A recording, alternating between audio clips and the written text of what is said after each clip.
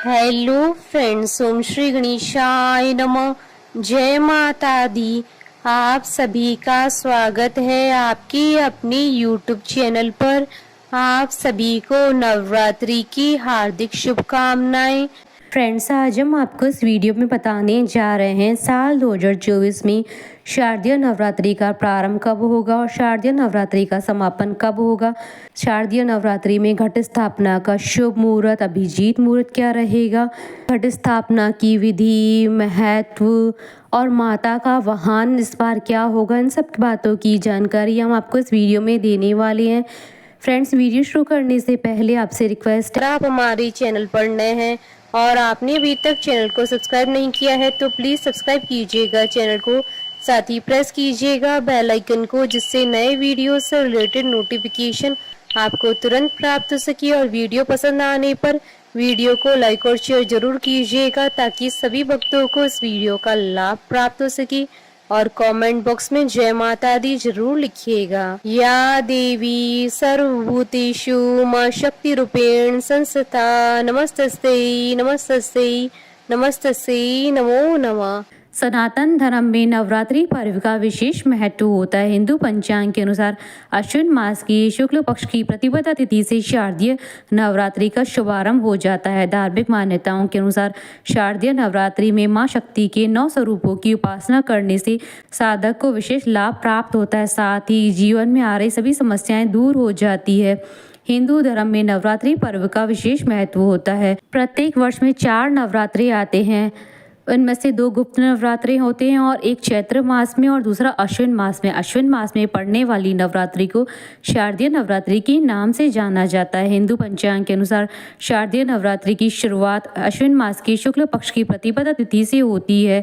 धार्मिक मान्यताओं के अनुसार शारदीय नवरात्रि में घट स्थापना और 9 दिनों तक देवी दुर्गा की उपासना करने से साधक को सुख, समृद्धि और ऐश्वर्य की प्राप्ति होती है।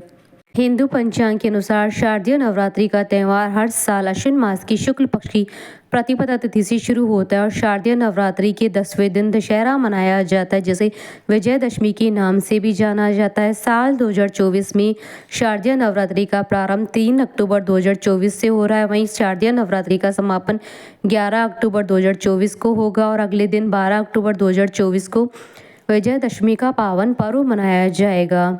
फ्रेंड्स, अब आइए जानते हैं शारदीय नवरात्रि की शुभ मुहूर्त के बारे में। हिंदू पंचांग के अनुसार साल 2024 में शारदीय नवरात्रि का प्रारंभ 3 अक्टूबर 2024 को होगा। प्रतिपदा तिथि का प्रारंभ होगा 3 अक्टूबर 2024 को सुबह 12:19 पर। प्रतिपदा तिथि का समापन होगा 4 अक्टूबर 2024 को सुबह 2:58 पर। ऐसे में उदय तिथि के अनुसार शारदीय नवरात्रि का प्रारंभ 3 अक्टूबर 2024 को होगा। शारदीय नवरात्रि में कलश स्थापना का महत्व सबसे अधिक होता है। घट स्थापना नवरात्रि की शुरुआत का प्रतीक होता है। यह अनुष्ठान प्रतिपदा तिथि नवरात्रि के शुरुआती दिन किया जाता है। साल 2024 में कलश स्थापना का शुभ मुहूर्त 3 अक्टूबर 2024 को सुबह 6:19 से सुबह 7:23 तक रहेगा। इसके अलावा अभिजीत मुहूर्त सुबह 11:52 से दोपहर 12:40 तक रहेगा।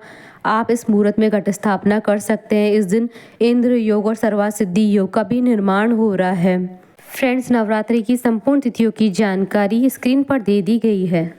शारदीय नवरात्रि में मां दुर्गा के आगमन का वाहन विशेष महत्व रखता है। इससे शुभता और अशुभता को जोड़कर देखा जाता है। ऐसे में साल 2024 में शारदीय नवरात्रि में मां दुर्गा पालकी पर सवार होकर आएंगी। देवी पुराण में पालकी की सवारी को बहुत ही शुभ माना जाता है। फ्रेंड्स, अब आइए जानते हैं घट स्थापना की विधि और पूजन सामग्री के बारे में। पूजा सामग्री में चौड़े मुंह वाला मिट्टी का कलश, आप चाहें तो सोने, चांदी या तांबे का कलश भी ले सकते हैं। मिट्टी, 7 प्रकार के अनाज, जल, गंगा जल, कलावा, सुपारी, आम या अशोक के पत्ते, अक्षत यानी साबुत चावल, जटा वाला नारियल, लाल कपड़ा, फूल माला, कलश को ढकने के लिए ढक्कन, फल, मिठाई, जौ इत्यादि। घट स्थापना या कलश स्थापना के दौरान कुछ विशेष नियमों को ध्यान में रखना चाहिए। देवी माँ की चौकी सजाने के लिए हमेशा उत्तर या पूर्व दिशा को ही चुनें। इस स्थान को साफ कर ले और गंगा जल से शुद्ध कर लें। एक लकड़ी की चौकी रखकर उस पर लाल रंग का कपड़ा बिछाकर देवी माँ की मूर्ति की स्थापना करिए। इसके बाद प्रथम पूज्य गणेश जी का ध्यान करें और कलश की स्थापना करें। कलश स्थापना या घट स्थापना के लिए किसी बर्तन में या साफ स्थान पर मिट्टी डालकर उसमें जौ के बीज डालें। अब कलश को उसके बीच में रखकर उस पर मोली बांध दें और स्वास्तिक बनाएं। कलश पर तिलक लगाएं और उसमें जल या गंगा जल भर दें। इसके बाद कलश में साबुत सुपारी, पंचरत्न, फूल, इत्र, सिक्का और आम या अशोक के पत्ते डालें। पत्तों को इस तरह रखें जिसमें वह थोड़ा बाहर की तरफ दिखाई दे। इसके बाद कलश को ढक्कन लगा दें और उस ढक्कन पर अक्षत डालें। अब कलश के ऊपर लाल रंग के कपड़े या चुनरी में नारियल लपेटकर उस पर रक्षा सूत्र बांधकर रख दें। इस बात का ध्यान रखें कि नारियल का मुख आपकी तरफ होना चाहिए। अब देवी देवताओं का आह्वान करते हुए कलश की पूजा शुरू करें। सबसे पहले कलश को टीका करें, उस पर अक्षत चढ़ाएं, फूल चढ़ाएं, फूल माला चढ़ाएं, इत्र, नैवेद्य, फल, मिठाई आदि अर्पित करें। फिर इस कलश को दुर्गा माँ की प्रतिमा की दाईं ओर स्थापित करें। ध्यान रखें कि जौ में रोजाना पानी का छिड़काव 9 दिनों तक करते रहें। कलश स्थापना के साथ ही नवरात्रि के 9 व्रतों को रखने का संकल्प लें और आप चाहें तो कलश स्थापना के साथ ही माता के नाम की अखंड ज्योति भी जला सकते हैं। इसके बाद माँ को लाल चुनरी चढ़ाएं, उन्हें श्रृंगार का सभी सामान अर्पित करना चाहिए और माँ से प्रार्थना करनी चाहिए कि हे माँ, कृपा करके आप 9 दिनों तक इस चौकी पर विराजमान रहकर मेरी पूजा को स्वीकार करें। इसके बाद माँ को फूलों की माला, फल, मिठाई, इत्र इत्यादि अर्पित करके विधिवत पूजा करनी चाहिए। फ्रेंड्स, अब आइए जानते हैं नवरात्रि व्रत के नियमों के बारे में। नवरात्रि में सूर्योदय से पहले उठे, नहा लें, झूठ न बोले, गुस्सा करने से बचे, अपनी इंद्रियों को काबू में रखें, ब्रह्मचर्य का पालन करें।